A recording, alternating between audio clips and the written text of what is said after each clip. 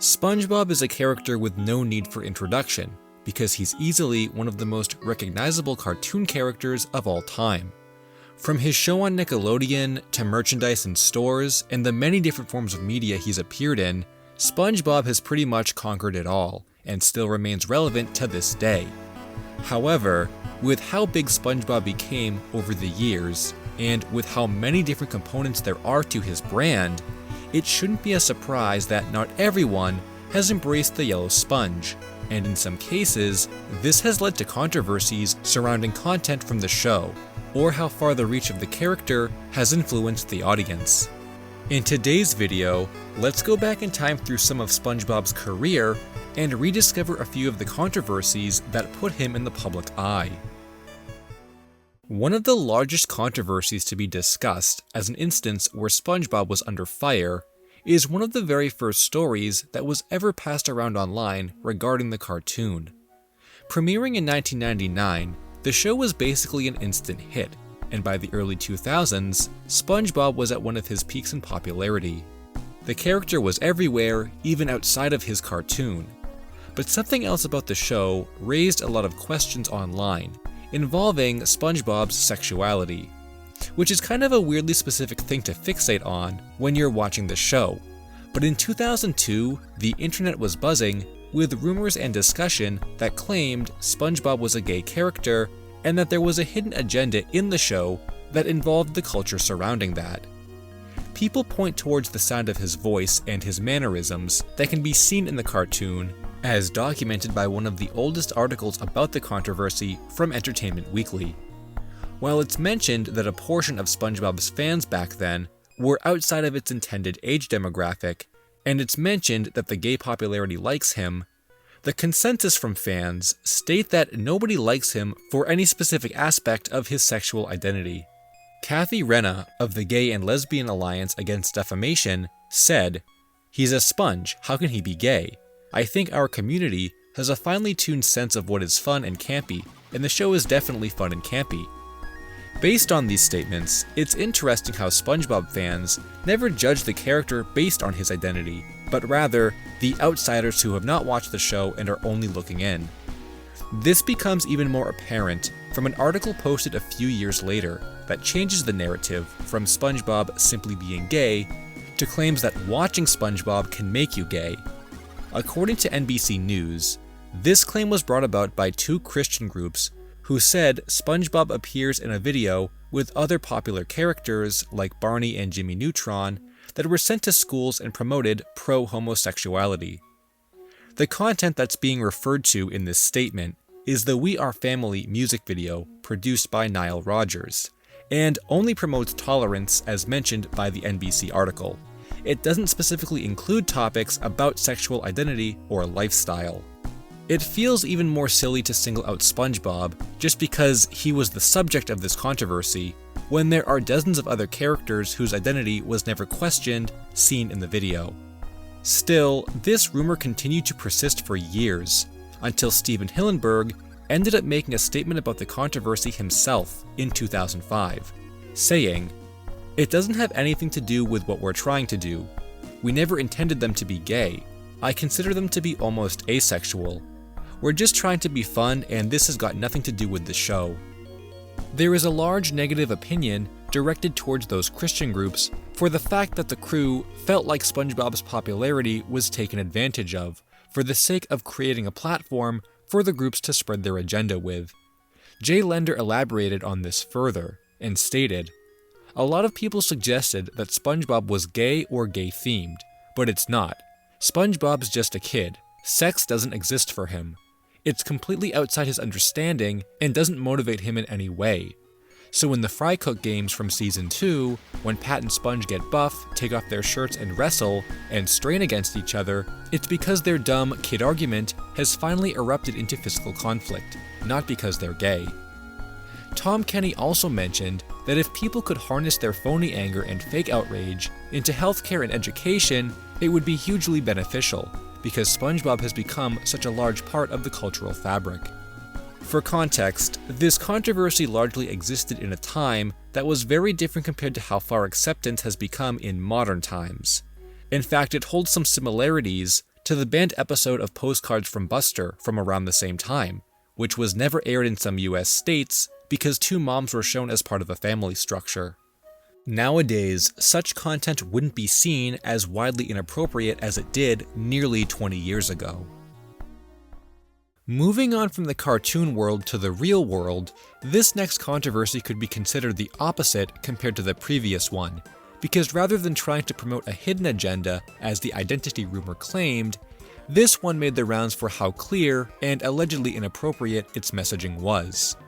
If you've ever gone on YouTube and looked up nostalgic commercial compilations, I'm sure you've come across this one before, and even if you haven't done that, there's a pretty good chance you remember it from back in the day.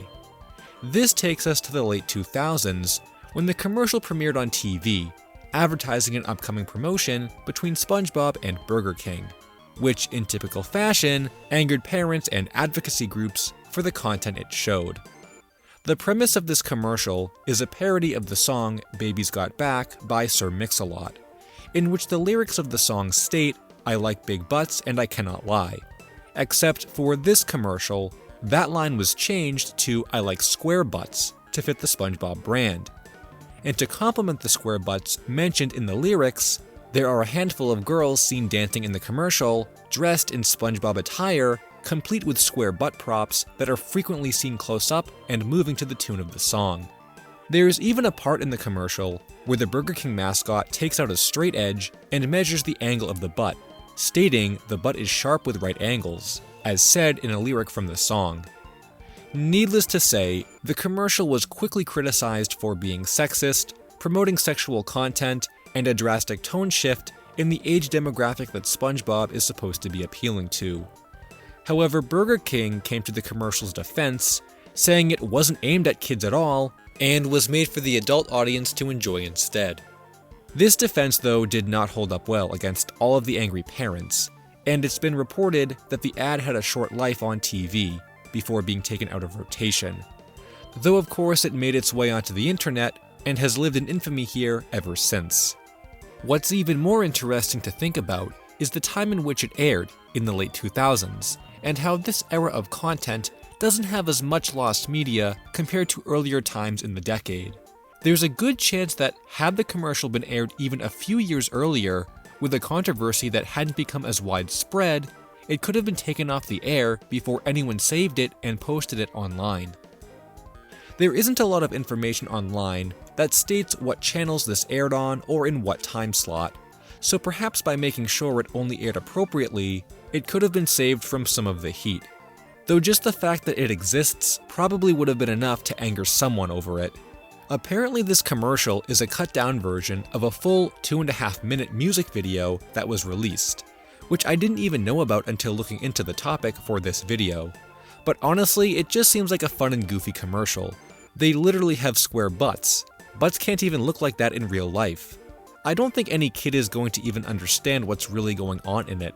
And nowadays, the kind of content kids absorb online unattended is so much worse. It's crazy to think that this bothered parents so much, but I suppose a large reason for that is just because SpongeBob was an easy target back then. Honestly, there were quite a lot of commercials that were made back then that would never be made now if you look through more old commercial compilations. So this one seems to be more of a product of its time rather than something that was intentionally made to be controversial or offensive in the first place. Would you believe that yet another one of SpongeBob's controversial moments comes from Burger King? Though this time it's not anything the character did, and rather his huge popularity that caused all this trouble. It sort of became a phenomenon for a short point in time that got so bad the authorities started to take notice as more reports came in. This time we're going back to the mid-2000s, November 2004 to be exact, when the first SpongeBob SquarePants movie released in theaters. Nickelodeon decided to team up with Burger King to produce a line of kids' meal toys which would no doubt be a big hit with the consumers. The toys were released alongside the movie, but that wasn't the only reason to visit the restaurant. Placed atop the roofs of Burger King restaurants were huge SpongeBob inflatables, which no doubt ushered in curious customers and also added a sense of liveliness to the character. Around 4,700 inflatables were made and used for this nationwide promotion.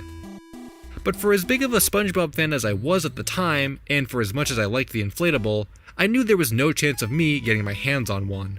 But for some people, that wasn't exactly the case. About a month later in December 2004, these SpongeBob balloons started mysteriously vanishing from Burger King rooftops. The promotion was scheduled to run for another few weeks, but the balloons were seemingly vanishing overnight. What was the cause of this? Soon enough, a bevy of police reports started surfacing that detailed the theft of these giant SpongeBob balloons, from Maine to Florida to Utah. Dozens of balloons in over 16 states were stolen, creating a sort of phenomenon that became known as sponge napping. Now, this must have been pretty difficult to pull off, considering the balloons themselves are 9 feet tall and weigh 50 pounds, while being tethered to the rooftops themselves. Tall trucks, ladders, and even dumpsters were used to reach the roof where the airline was cut and the balloons deflated.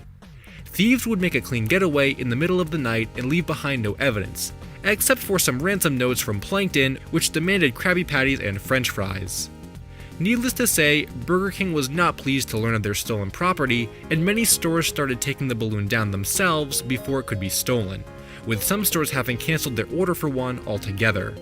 The public was encouraged to report any tips or leads they had to the police, because the safe return of the balloon would get you paid in burger bucks, which is a year's supply of Whoppers as a reward. Slowly but surely, a few of the SpongeBob balloons started resurfacing in places you'd expect, like being abandoned in the woods, but some of them were spotted on eBay at the time. They would allegedly sell for upwards of $1,000, though this was risky as the police would follow up on reported listings. I looked through WorthPoint to see if any of these illegal listings were archived, but I only found legitimate ones from years after this occurred. It's believed that the holiday season is what largely prompted these sponge nappings in the first place, as it would make for a cool Christmas gift or something worth having as a decoration.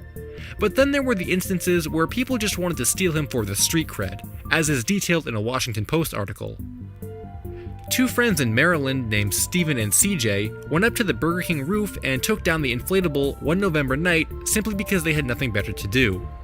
The SpongeBob balloon ultimately became the birthday gift for someone in their friend circle, which was a bad idea as they decided to spread the word throughout their high school. This information found its way back to Burger King, where one of the employees ratted CJ out to the manager for only $20. They were arrested and had to appear in court, but were proud of their achievement and loved the attention. Unfortunately, the SpongeBob balloon was too badly damaged to be restored.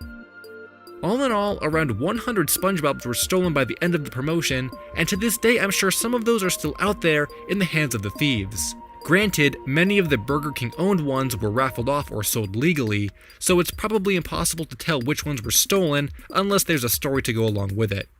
Would you believe it though that only a few months later, Burger King did a Star Wars promotion with Darth Vader balloons?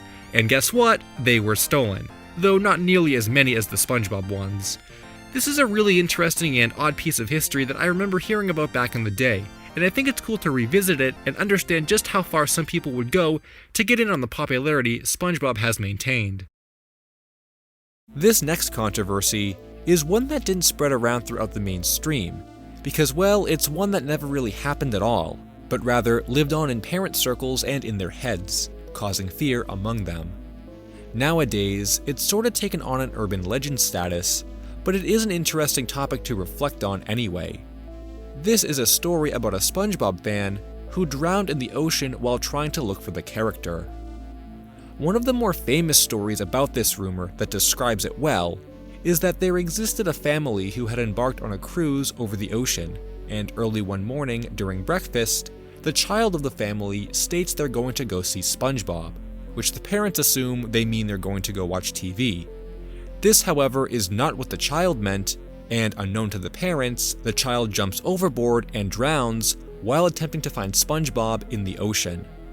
There were a few different variations to the story, but they spread around quickly, and as documented by a Snopes report on the rumor, it sent parents into a frenzy that some people still reference even to this day.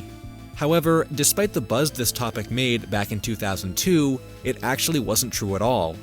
The rumor that such a tragedy had actually occurred was created by parents as a way to scare their kids from attempting to mimic such an act, and for parents themselves to become more aware of what their kids were doing when unattended. This not only polices children and informs them of how not to behave, an occurrence which unfortunately has been seen many times over in some of the other content I've covered on my channel, but also puts more responsibility on the parents to watch over their kids. The Snopes article gets into a deeper discussion about this, which is always brought up when tragedies like this occur. Who takes the blame for these kinds of situations? That blame is often placed onto the media in question, but this story acts as an example of why cartoons or any form of media aren't to blame for the actions of real-world people. And as a result of successfully implementing this story into the brains of children and parents, there were no reported incidents of fans having drowned. Though admittedly, it does sound like something that could have happened, and maybe if it wasn't for this story making the rounds back then, it would have. So there's also an opposite end to this rumor to consider, because a happy story about SpongeBob and drowning came about around 2010 that described how an 8-year-old boy saved a 5-year-old neighbor from drowning in a lake because he remembered the stroke techniques from a swimming scene in the episode SpongeGuard on Duty. There are positive examples of things like this happening, but despite those, this rumor itself still has a large presence online, and without having come across the knowledge that it indeed was a fake story all along, it definitely plays a role in the landscape that shapes the negative side of SpongeBob content that people hear about in passing. Throughout the many years that SpongeBob has been airing on Nickelodeon, there has been a variety of content that was either taken off the air or cut from episodes, with a few famous examples being the explosion scene from Just One Bite and the red mist jump scare from SpongeBob in Random Land. Even though the latter was actually removed due to a standards and practice issue, and claims that Nickelodeon had received many complaints from parents, there was a community-related controversy surrounding an older episode that was at a point of contention several years ago. This is not only connected to the SpongeBob community, but also the lost media community, as it was believed this content did exist, but had simply not been saved or recorded by any fan of the show. This topic is the now legendary, rumored deleted scene from the episode I Was a Teenage Gary. This one sees Squidward being asked to watch over Gary while SpongeBob leaves town, but then fails at this task as Gary gets sick. Once SpongeBob comes home, Gary must be injected with snail plasma to get better, but Squidward misses and gets SpongeBob instead. Not long after, a scene plays out in which SpongeBob is seen transforming into a snail and proceeds to chase Squidward a while later. Eventually, the snail plasma strikes Squidward, who then transforms himself, and begins the controversy of this episode. According to some users that have seen this episode, they claimed there was a deleted scene between when Squidward got struck with the snail plasma and him on the fence at the end, showing the moment where he transformed into a snail. Nowadays, you might not think that's much of a story, and would probably go on YouTube to find a variety of episode clips that clearly don't have the scene present. But back a few years ago, it was a huge mystery that divided fans on whether or not a scene actually existed. I first came across discussion of the scene in early 2016, but some of the oldest threads from the SpongeBob community date back to 2013, with recollections that insist they've seen Squidward transform and that it scared them as a child. This was apparently one of the reasons why the scene was cut in the first place, and after hearing these memories, I too had believed I witnessed a transformation. It was too familiar to not be true. A lot of people, even after never having seen it themselves, became interested in this topic and believed it existed, while another large portion of the fan base refused to believe it was real, and saying they had never heard of a Squidward transforming one. There was a lot of back and forth about the scene, without proof one way or the other. One user from the search named The Power Within, who so strongly believed it was a real scene, ended up getting banned from the SB Mania forums over their threads that insisted it was real. I talked to them a little bit at the time about this topic, and decided there would be one way to prove once and for all if there really is a deleted scene of Squidward transforming out there. At the time, recordings of this episode were pretty hard to find, with VHS and DVDs being one of the only places to check for the scene. Additionally, one of the most common claims regarding this scene is that it was allegedly present in the first airing of the episode and then taken out of all reruns, which explains why it's so rare. With this knowledge, all that would be needed to prove or disprove its existence would be to track down the original airing. And while it took close to a year for this to be accomplished, eventually, the first airing of the episode did resurface, and there was no scene of Squidward transforming in it. A second claim was then brought up that mentioned the episode played unedited in Poland, and that it would contain the scene, which was also proven false once a copy of that had been located too. Every new find that disproved its existence brought up some kind of new place to look for it, eventually leading to discussion that the scene existed as a storyboard at one point, until that was debunked too. There is no evidence to suggest the scene of Squidward transforming ever did exist, but every now and then you still run into someone that believes they saw it as a kid. Hey guys, I hope you enjoyed the video. Be sure to check out some of my other Lost Media videos. Thanks for watching, and until next time, Finn.